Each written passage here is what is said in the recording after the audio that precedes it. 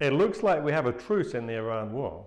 If ships can once more travel through the Strait of Hormuz, that will ease the upward pressure on energy prices. President Trump has an unconventional negotiating style, to be sure. The Iran war ultimately has to be judged based on results.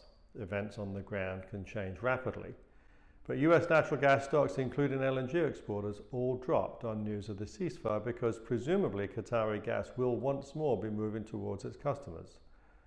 But the long-run outlook for US LNG exporters is just as positive as it was before the ceasefire. Qatar is a risky long-term supplier because Iran will always have the ability to disrupt shipping through the Persian Gulf. And now we have seen how easy it is to come through on that threat. In fact, who needs a nuclear bomb when you can threaten much of the global economy with missiles and drones?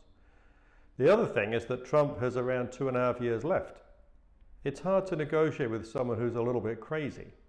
I didn't know if he'd ordered the destruction of Iran's power plants and bridges. Neither did they. It's unlikely the next president will have the same negotiating style as this one.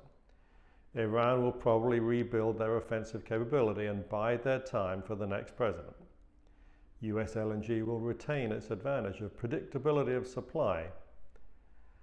Last year, many investors worried about a glut of LNG supply. We think this will be less of a problem now with the shadow of Iran permanently over Qatar's Ras Laffan export terminal.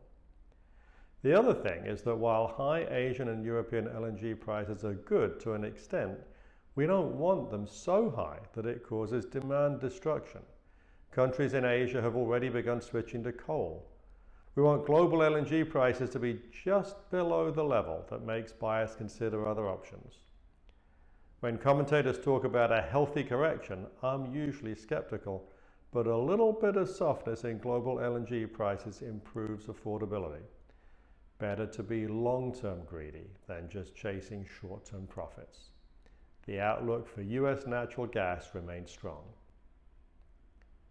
If you're interested in learning more about the energy sector and interest rates, then don't forget to subscribe and follow us on LinkedIn and Twitter. Our handles are in the description box below. To find out more about what we're thinking, you can sign up for our weekly blog at sl-advisors.com. If you have any questions you'd like answered in this video, then please leave them down below. I'm Simon Lack. Thank you for watching this video.